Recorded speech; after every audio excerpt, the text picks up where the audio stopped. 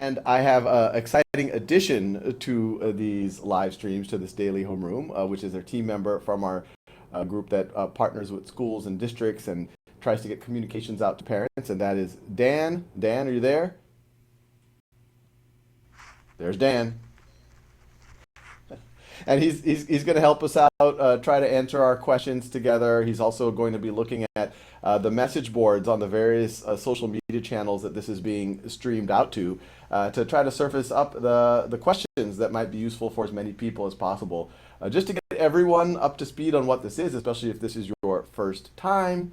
Khan Academy, as a not-for-profit with a mission of providing a free world-class education for anyone, anywhere, for many years, we've been building resources for students both in the classroom and outside of the classroom, resources for teachers inside the classroom, for parents, so that they could learn all their or most of their core academic skills from starting with pre-K with Khan Academy kids, going into elementary level mathematics, English and language arts. We just launched some English and language arts content, going into middle school, then high school, math, science, humanities, and even things like free SAT practice that we've partnered with the College Board. And when the school closure situation became a reality, we realized that it's our duty to step up even more.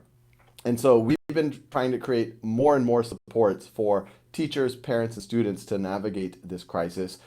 Last week, we released things like daily schedules for students of different ages to think about how can you put all of these resources from Khan Academy and resources from other players together into a very coherent schedule that can be something that bridges us until schools reopen. We've been doing webinars with teachers and parents to get them up and running. And we've been doing this live stream, which we're calling a homeroom, which is a way for all of us to feel connected, answer each other's questions. It's a way for us to get feedback and ideas from all of you. I've actually, we are now with our 3 kids at home, and I've told my wife some of the ideas about we just got to stick through it. Well, one of the homeschooling parents told me that on our homeroom live stream. So it's just a way for all of us to feel connected in a time of social distancing, a little bit of community interstitial tissue as people work on their various resources.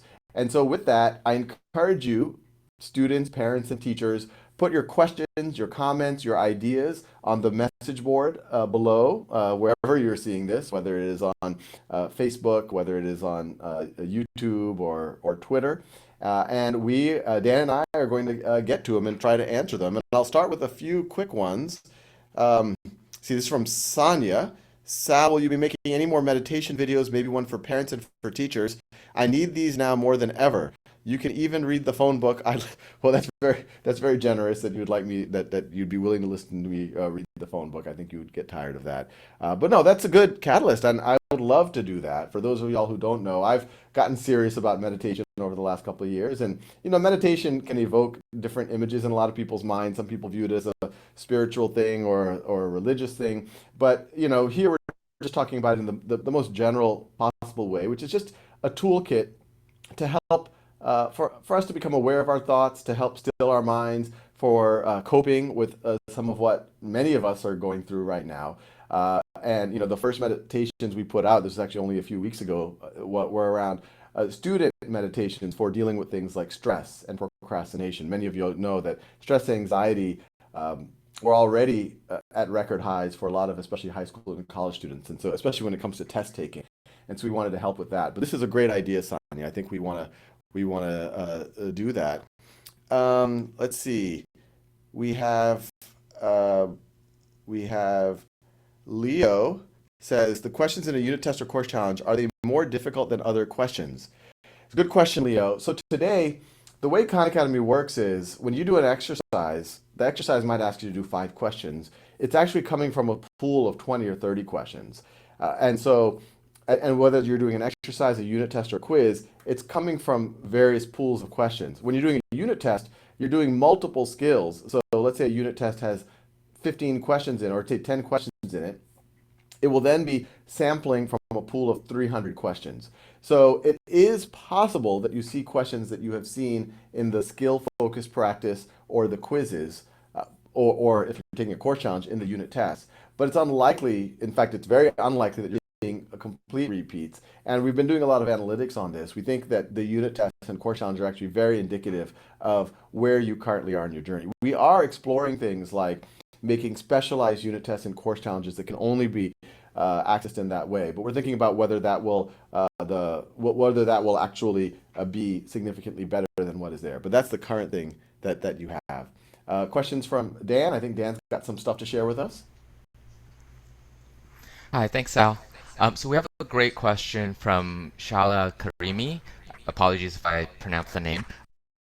Hi, out of Washington. Do you have any recommendations on easy chapbooks? I don't have recommendations on easy chapter books, but we have published resources in our daily schedules for students. So if you go to, you can just go to khanacademy.org. There's a link to access the daily schedules. If you're looking for easy chapter books, I'm assuming that this would be probably for elementary school age students who you want to get ramped up reading in chapter books. We have a link to a reading list from experts on this subject for different grade levels. And so I would go to that schedule, click on that reading list on the part where we talk about reading practice, and then you're going to see a list of great easy chapter books. One thing I recently found out from another parent over the weekend, and my wife told me about this, is that it sounds like Audible, that's the part of Amazon that has books on, I guess, audio, that they've opened up their kids section for free. So I would also go look at the kids section on Audible. I think you'll get some really cool books that your children can fall asleep to, or it might even be fun to everyone sit around the couch and listen to it together. So those are my two starters to get you started on the chapter books. Sal, Let's see. Sal, I Go would ahead, Dan.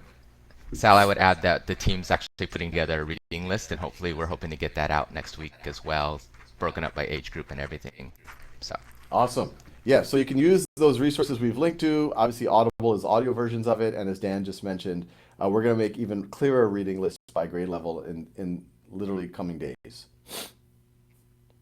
A question, Sal, from Mathematics C, and this is a really important one. Why are getting questions wrong so important? So, getting questions wrong, and obviously you don't want to get a question wrong if you can get it right. So it's not like that's going to do you any good. But a lot of times when you do anything in life, whether it's math or free throws or anything, when you fail, we oftentimes kind of beat up on ourselves, sometimes get discouraged. It hits our ego a little bit, our pride, and we're like, oh, maybe I don't need to do this thing. And you're oftentimes tempted to disengage. And the thing to remember is that those times that you've failed, you're kind of discovering your edge. And it's when you operate in your edge that you're going to grow the most. And so there's even been research studies that when people fail at something, let's say a cognitive task like a math question, but then they reflect why they failed, why they got it wrong, and how they could have done it differently, that's actually when you form. Those of you who are familiar with things like weightlifting, oftentimes you'll hear people say, oh, you should do some reps until failure. Failure is a good thing. It shows that you've had a real workout. Sometimes failure has been stigmatized because you're like, oh, if I fail a test, that's bad. I got an F, or if I got a bad grade, or if I get questions on a test and then it reflects on me. And that's why at Khan Academy, I just described how our items are created. We want to give you as many chances as possible to show that you can become proficient in a concept. And so it's not that when you do it once, you got 80%, you got 20% wrong, all of a sudden you're just labeled 80% student forever. You can keep going at it. This idea, generally speaking, is called mastery learning. It predates Khan Academy, many efficacy studies showing that it can accelerate folks' learning. It was just hard to implement historically if you didn't have some tools that can have almost an infinite number of questions, give you immediate feedback, and be able to personalize to individual students' pace. But that's why failure, when you fail on a question that you can kind of engage in, you should reflect. That's when your brain might be growing the most, and you just have to reflect on why you got it wrong, and then your growth will only accelerate. Dan, more questions? Yep, we have a question from Rebecca Dula, who asks, will there be more classes using Disney and Pixar resources? They're one of the more popular ones on our site.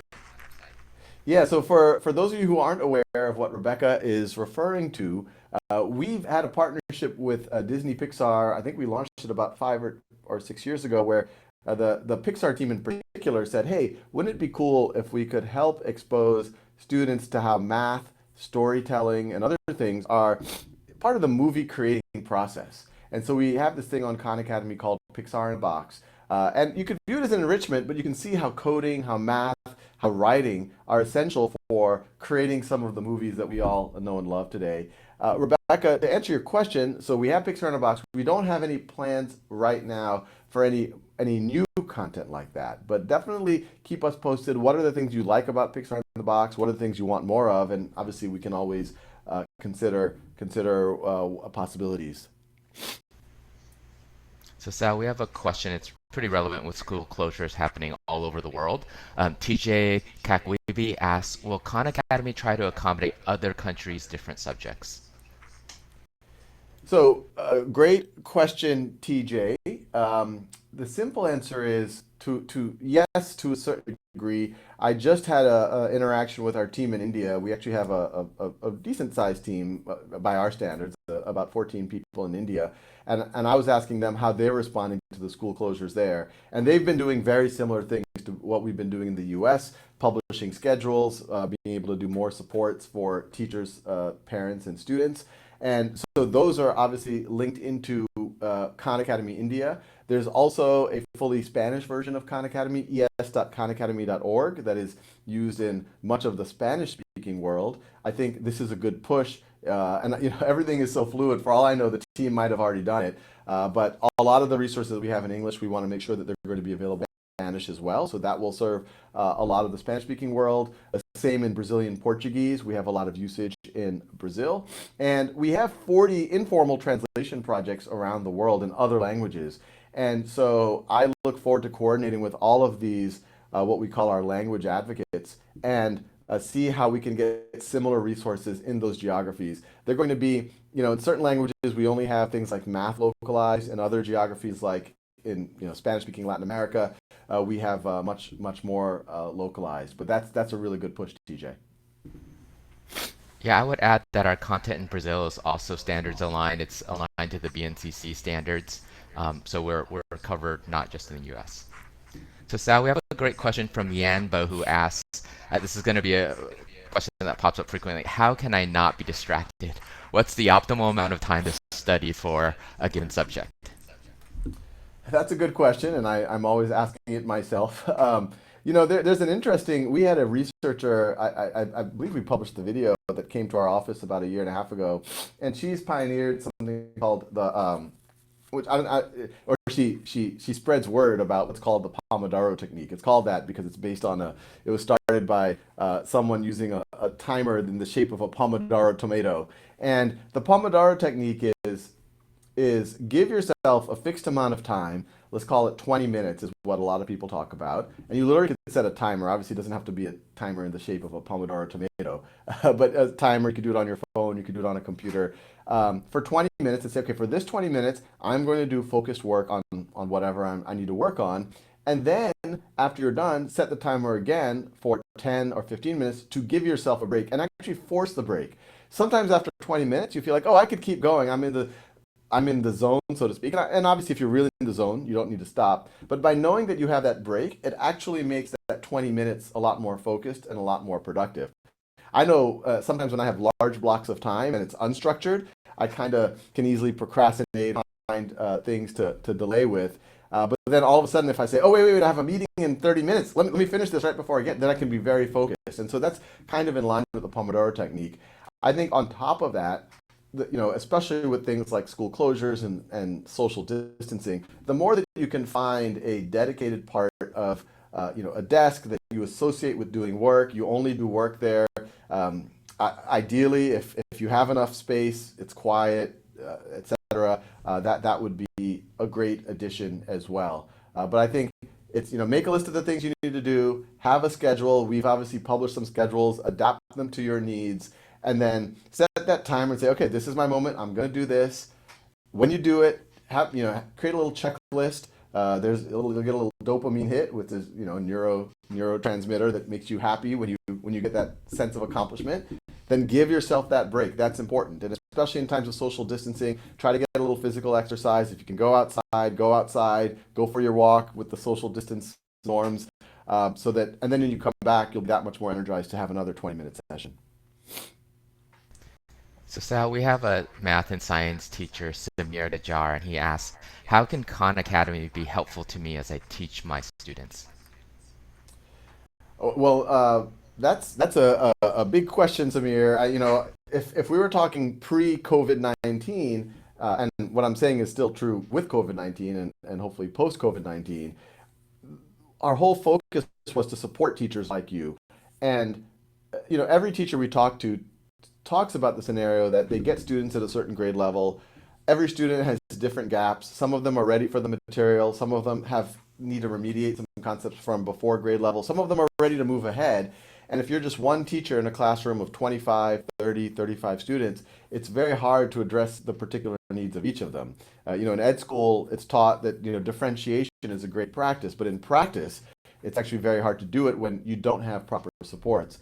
And so at Khan Academy, one of our propositions or values to teachers are that we want to be that teaching assistant for you. We want to help you differentiate. And so the way this has worked in classrooms is that for 20% of class time, at least, and we see a lot of good efficacy studies around it, teachers have students working at their own time and pace on Khan Academy. And as they do so, teachers get data on what kids are working on, what have they mastered, what are they not, who's engaged, who's not. And then that is actionable data that teachers can use to break students out into more focused groups. If they see a bunch of students having trouble in negative numbers, okay, let me take those 5 aside, the other can continue to work. Then they go back in and continue working at their own pace. Let me now work with the kids who are having trouble with decimals. So that is the framework that we think can work very well in math and science class. If you're serving a group of students who have significant gaps, many of them are behind grade level. I've been talking about Tim Vandenberg a lot, who is an amazing teacher in Hesperian, California. 90% of his students show up in his classroom below grade level. He actually does 2 things. He simultaneously works with the students to learn at their own time and pace at their grade level unit, and at the same time, he tells all of his students, these are 6th grade students, to start as early learning and 3rd grade math and arithmetic on Khan Academy, and do that at their own time and pace as well, so that they can fill in all of these Swiss cheese gaps that might have accumulated over time. In this COVID-19 world, everything I just described is still operable, and those schedules we've published talk about how it could work for students of different age groups as they're now not being able to work from school. And as a teacher, I think one of the powers is you can continue to monitor that data from your home, see what the students are working on, where they're strong, where they're not, what they need help in. And if you see that, wow, I still have 5 or 6 of my kids who are really struggling with this concept, then you could schedule a video conference with them. You could say, hey, why doesn't everyone come on? If you're using some kind of a learning management system, say Google Classroom, you could say, hey, here's a link to Zoom for U5. I'm going to assign this to U5 students. Please join me at 2 p.m. Eastern time, making things up. We're going to do a focus session on negative numbers, because I'm assuming you've already you've looked at the hints on Khan Academy, you've looked at the videos, and you're still having trouble. I want to work with you. And then you could schedule another for other kids. And then maybe you could have whole class video conferencing to say, okay, let's see how everyone's working. What can I do? Get feedback from students to unblock them more. So I think that whole world of things are things that could be very powerful in this now distributed remote world that we find ourselves in. Other So questions, Sal, we Dan? have a question. We have a question from Dylan McCann. It's actually one that I want to know too. Do you have all the black hole badges? Yeah, it's amazing how much people are into black hole badges. Um, so simple answer is for those of you who don't know what a black hole badge is, or don't even know about badging, we have badges on Khan Academy and for various accomplishments. And the highest badge is the black hole badge. And we always wanted to make that for really exceptional things. Now, one of the things that happened, this was about 7 or 8 years ago at Khan Academy. I would go and answer people's questions when they asked them in our discussion boards, and people didn't believe it was me.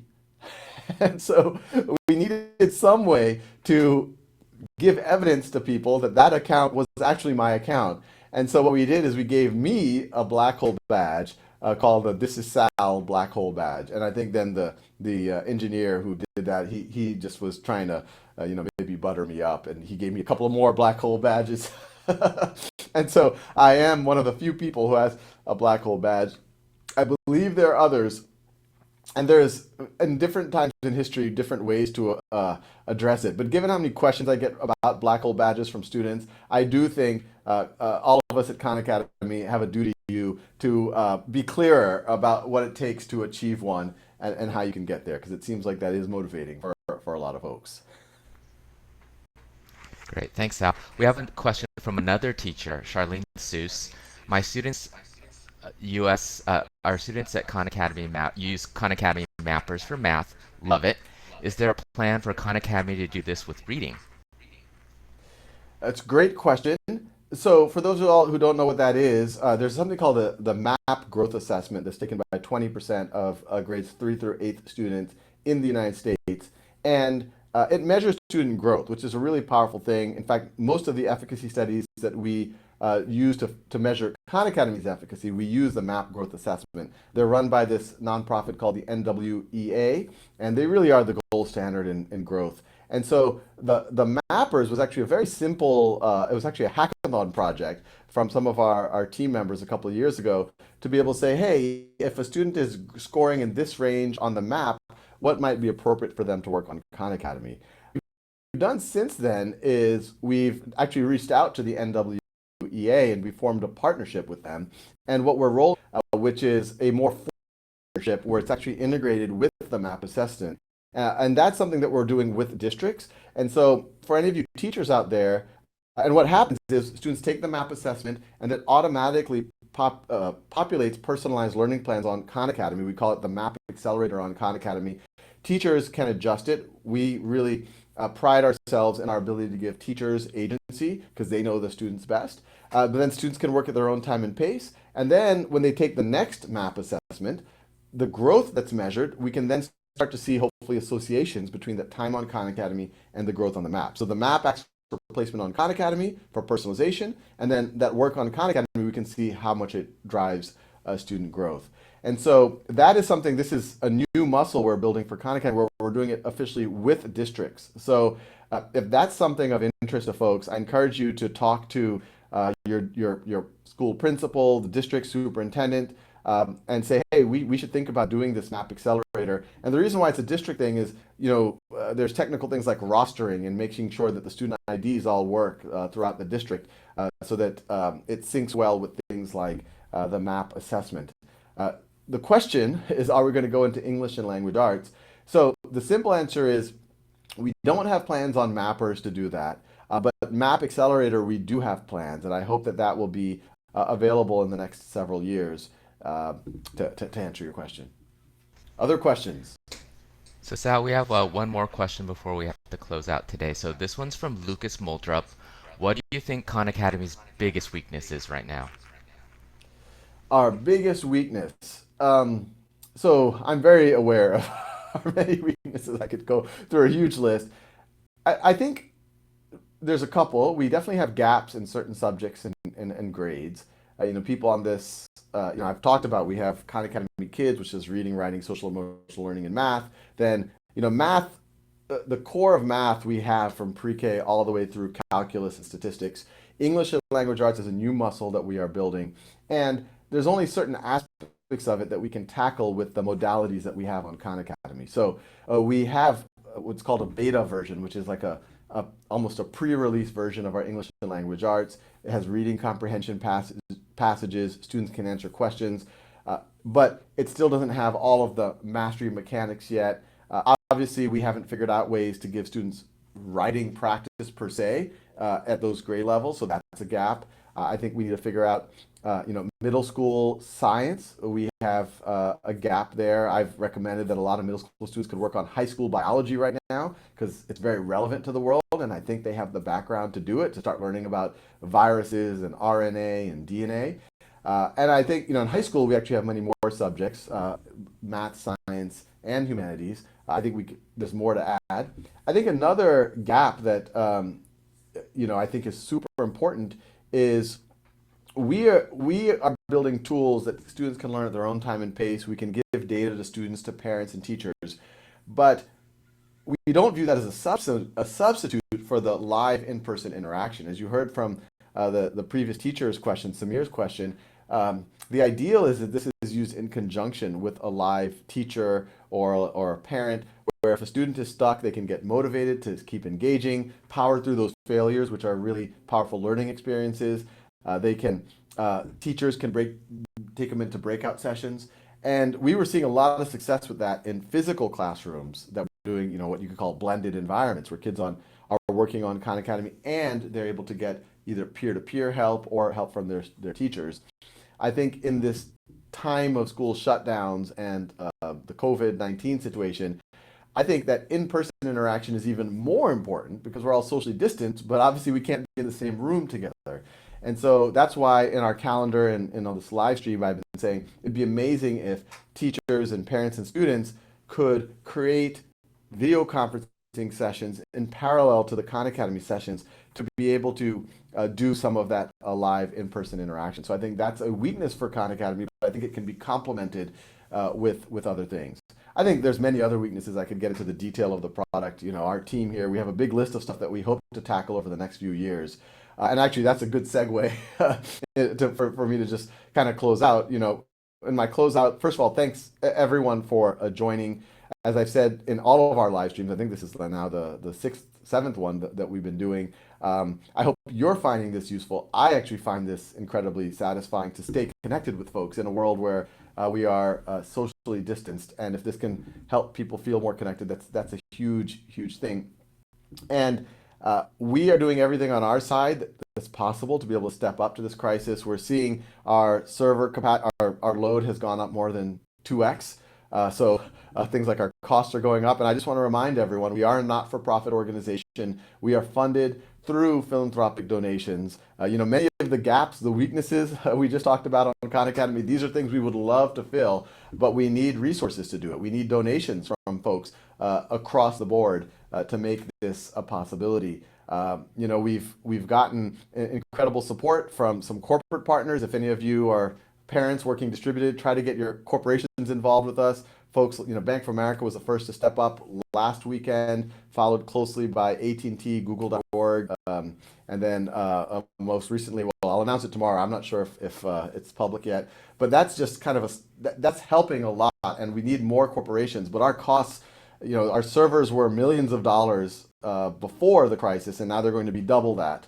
On the order of, it was $6 million a year on just server costs alone, much less. We have a team of 200 folks who are helping develop the content, writing the software, partnering with school districts, et cetera, et cetera. So our costs are going up in this crisis, and we need your help. We are running a significant deficit that we're not sure how long we can do it.